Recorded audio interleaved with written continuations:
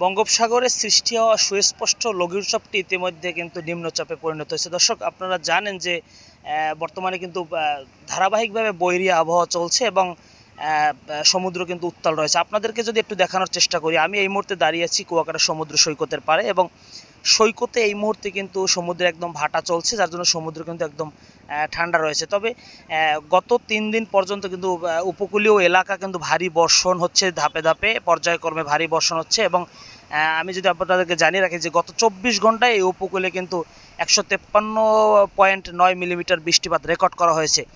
এবং আপনাদেরকে যদি একটু বলে রাখি যে উপকূলের যে আবহাওয়ার যে সর্বশেষ পরিস্থিতি, সেই সর্বশেষ পরিস্থিতি অনুযায়ী আমাদেরকে আবহাওয়া অফিস থেকে যা বলা হয়েছে যে এখন পর্যন্ত ৩ নম্বর সংকেতটি বলবৎ রয়েছে এবং এটি আরও কিছুদিন থাকতে পারে বলতে আমাদেরকে জানিয়েছে। এবং মৎস্য অধিদপ্তর যে নির্দেশনাটি দিয়েছেন এবং আবহাওয়া অধিদপ্তরের যে নির্দেশনা, সেটা হচ্ছে পরবর্তী নির্দেশ না দেওয়া পর্যন্ত সমুদ্র থেকে সকল মাছ ধরার নৌকা এবং ট্রলারকে তারা নিরাপদ আশ্রয়ে আসতে বলা হয়েছে। কিন্তু নিরাপদ আশ্রয়ে আসতে বলা হলেও অধিকাংশ ট্রলার আমরা দেখেছি যে ঘাটে আশ্রয় নিয়েছে এবং কিছু কিছু ট্রলার আবার কিন্তু সমুদ্রে দিকে গিয়েছে।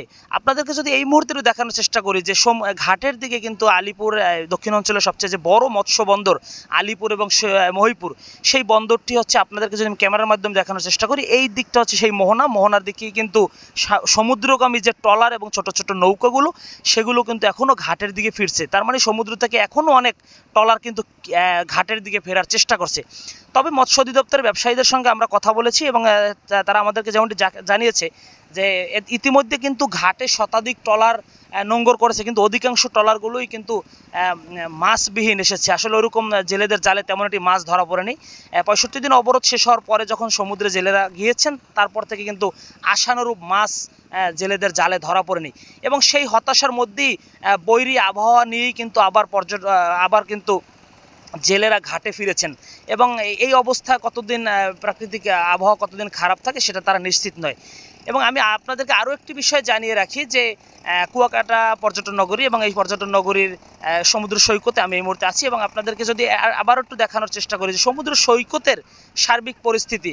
আপনারা জানেন দেশের এই আওয়ামী সরকারের পতনের পরে যে দেশের একটি অরাজকতা সৃষ্টি হয়েছিল, সেই ধ্বংসস্তূপের পরে সেই প্রভাব কিন্তু পর্যটন নগরীগুলোতেও পড়েছে। কুয়াকাটা সমুদ্র সৈকতে এই বিকেল বেলার যে পরিস্থিতিটি, এই পরিস্থিতি স্বাভাবিক দিনে কিন্তু এই বিকেল বেলায় কিন্তু পর্যাপ্ত পর্যটকের উপস্থিতি আমরা লক্ষ্য করি, কিন্তু বৈরী আবহাওয়া এবং দেশের সার্বিক পরিস্থিতি মিলিয়ে কিন্তু অনেকটা পর্যটক শূন্য কুয়াকাটা বললেই চলে। তবে কিছু পর্যটক রয়েছে কুয়াকাটার আশপাশ থেকে, পার্শ্ববর্তী জেলা, উপজেলা এবং বরিশাল বিভাগের বিভিন্ন পর্যটক রয়েছে এবং অল্প সংখ্যক কিছু পর্যটক কুয়াকাটায় রয়েছে। তবে বৈরী আবহাওয়াটা চলমান থাকায় বৃষ্টির পরিমাণটা বেশি থাকায় বা মাঝে মধ্যে দমকা বাতাস এবং হাওয়ার কারণে কিন্তু পর্যটকরা অনেকেই যারা কুয়াকাটা রয়েছেন তারা কিন্তু হোটেলে রয়েছেন। এই হচ্ছে আবহাওয়ার আসলে সার্বিক পরিস্থিতি এবং এই অবস্থা আগামী ৭২ ঘন্টা পর্যন্ত এইরকম আবহাওয়া চলমান থাকতে পারে বলেও জানিয়েছেন আবহাওয়া অধিদপ্তর। তো এই ছিল কুয়াকাটা এবং উপকূলীয় অঞ্চল থেকে আমার কাছে সর্বশেষ, এবং এরপরে আবহাওয়ার ভালো মন্দ যে কোনো সার্বিক পরিস্থিতি ঢাকা পোস্টের মাধ্যমে আপনাদেরকে জানানোর চেষ্টা করব। এই ছিল আমার কাছে কুয়াকাটা থেকে সর্বশেষ। S M Almas, Dhaka post, Kuakata.